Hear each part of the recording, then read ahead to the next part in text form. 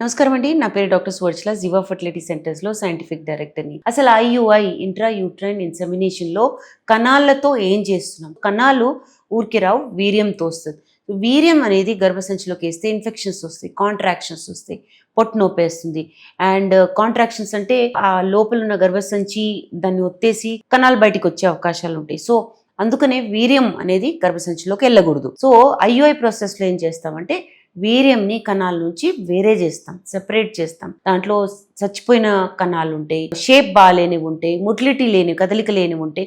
వాటన్నిటినీ బాగున్న కణాల నుంచి మనం వేరే చేస్తాము. బాగున్న కణాలనే, కదలిక ఎక్కువ ఉన్న కణాలని తీసుకొని ఒక సన్నటి ట్యూబ్, దాన్ని కెథెటర్ అంటాము, సన్నటి ట్యూబ్ ద్వారా గర్భసంచిలోకి వేయడం జరుగుతుంది.